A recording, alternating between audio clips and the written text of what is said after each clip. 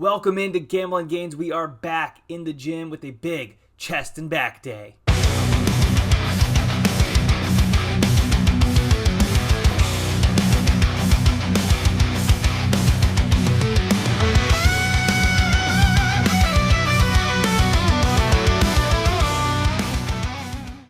Welcome into Gamble and Gains chest and back day. As you can see there in the intro, we are going to be doing 3 exercises of back and 3 exercises of chest. We're going to be doing 4 sets on each of those exercises. So going to come out to 12 sets per muscle group, which is pretty perfect for what I am trying to do these days. So you can see starting off here with probably the toughest exercise of the day, and that's generally how I like to start off my workouts.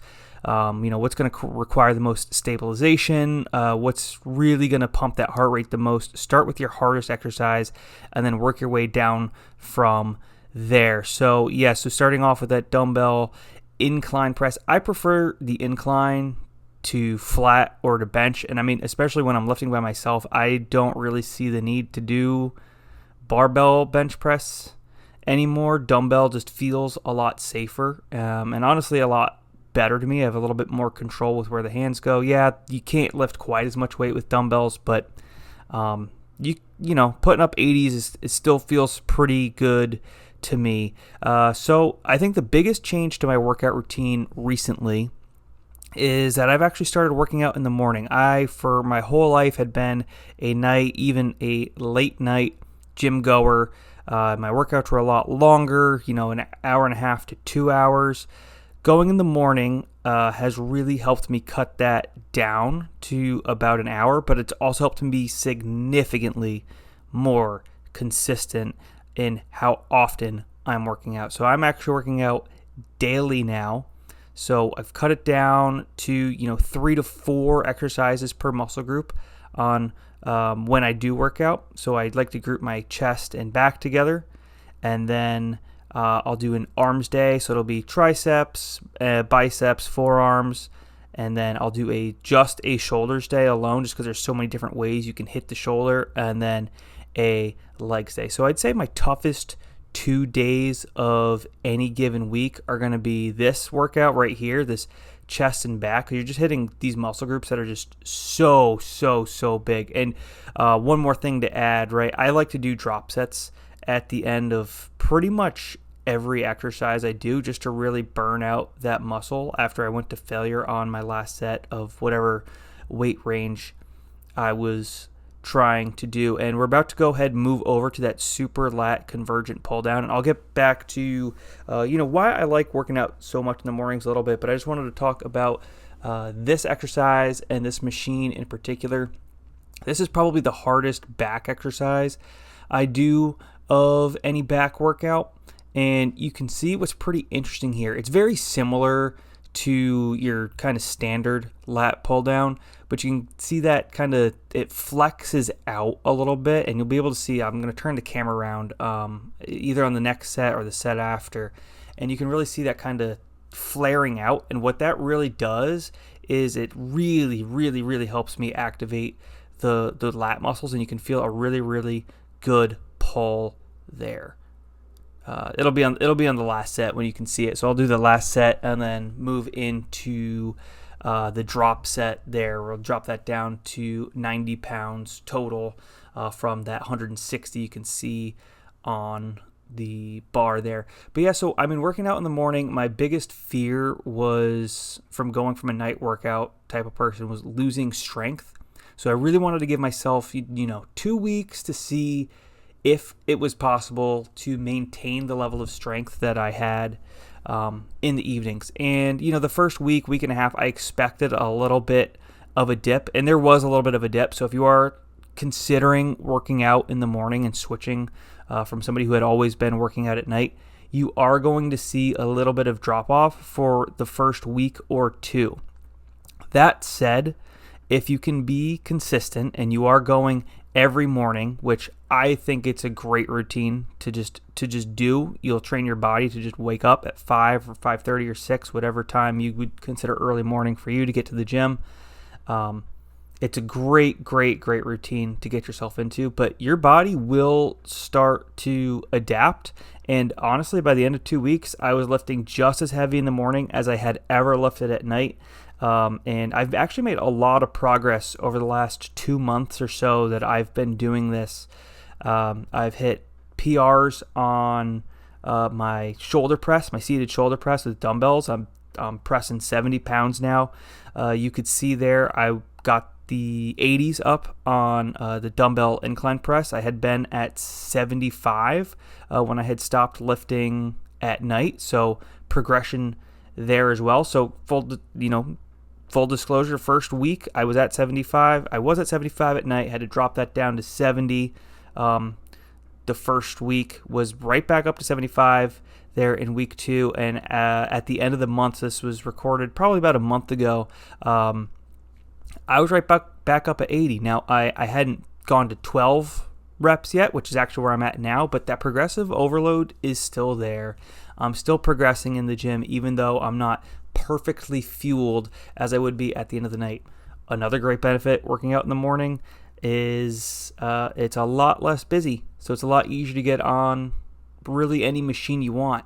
So I've never had a problem at this particular gym just because they have so many great pieces of equipment here of completing a workout, but it's not necessarily always the exact equipment that you want, right? Like, I love this machine, but they only have one of them. This is the, what do they call this? This is the Panada Multi Press. This is one of my favorite machines in the gym. You can really push yourself to failure, and it's very similar to it's kind of a Smith machine or a bench press, but you see that bar kind of bends up, so you can get a little bit of a deeper stretch than you would be able to on even a standard bench press or on a Smith machine.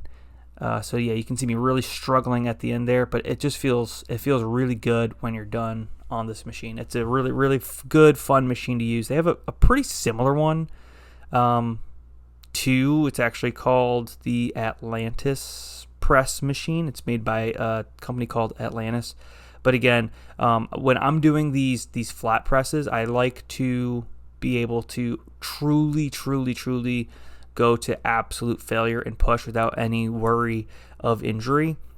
So that's why I kind of do that dumbbell exercise first, so I'm a little bit more fresh, and I can go really, really close to failure. I don't know that I'd ever say I go to complete, total failure when I'm training by myself with those, but I mean, I'm 99% of the way there. So so that's the Panada Multi Press, and now we're going to move on over to the T-bar row. I like this piece of equipment too. So I've been working out in the morning every day, just about every day. So that's another piece. If you want to listen to your body, right? You might be on 10 days and then your body might just need that day of recovery. It's okay to give your body a day of recovery, unless you're training for something in particular, in which case, you got to force yourself to go. And it's also okay to not have a perfect workout every time you're there. As long as you're making some sort of progression, over time, you're going to hit your goals, whether that's to lose weight, build muscle, gain strength, whatever it may be, you're going to get there as long as you're consistent over time. And not every workout has to be perfect. So to kind of go over the split that I'm doing, so I do an arms day, which I consider to be a little bit on the easier side, right? Because the arm muscles, they're fun to work out, but they're not super big muscle groups, so it's pretty easy to recover, and it's not too strenuous. And that's one of the keys I wanted to hit to make sure this was a sustainable workout routine in the mornings for myself, was not overdoing it. So I'll do a arms day, and then I'll do chest and back. So that's what you're seeing today. So chest and back is a tough day. And part of the reason I like to do back after arms is a lot of times when I was doing back on arms day, I found myself using the biceps and the triceps a little bit more than I wanted to, and not focusing enough on the back. Since I've kind of isolated the back with chest, I've seen a lot of improvement in back strength and back muscle build. So then after chest and back day, I move to shoulders. So this is another good example of kind of why I'm stacking it the way that I am. I do shoulders after chest and back, because if you do shoulders before, you're going to end up using too much chest when you're doing things like a shoulder press. So when I really want to make sure that I'm isolating the muscle correctly that I'm working out that day. So I'm able to do that with by hitting chest and back and then shoulders. So I go arms, and then I go chest and back to make sure the arms are burnt out when I'm doing the back, and then I do shoulders to make sure the chest is burnt out when I'm doing shoulders, and then I finish it off with a legs day. So I would consider arms and shoulders to probably be the 2 easier days of the week, just because I'm not crushing huge muscle groups, right? You got chest, huge muscle group; back, big muscle group; legs, the biggest muscle group; and then shoulders, there's a lot of areas to hit on the shoulder, but they're not huge. And then arms are obviously not nearly as huge as chest, back, or legs. Let me know in the comments what you guys think about this workout split, if you think there's anything I could be doing differently. And so right here, I'm actually doing a single arm cable crossover, a low cable crossover. So, working out in the morning, a lot of times it would be possible to find 2 cables next to each other to be able to do a cable crossover, but just for the sake of consistency for how I'd like to track everything, because I write everything down, I actually like doing the single arm, because then I only need to find 1 cable. It's really, really easy to find just that 1 cable, and I'm able to do a really consistent workout every time I'm in the gym and I'm trying to hit chest day. So the last workout of the day, we're doing the standing lat pull down. This is one of my favorite exercises to do for back these days. You really, really feel that good stretch. There's always form improvement that I could do. It would be a little bit more correct if I was a little bit more bent over there. I just wasn't. I was kind of getting tired end of the workout. You kind of know how that goes. Your form should be good. Form is important, but it doesn't always have to be perfect. And I think that's really maturing in the gym, where not everything has to be perfect. You don't have to feel perfect. The form doesn't always have to be perfect, as long as you're being safe with it, right? You're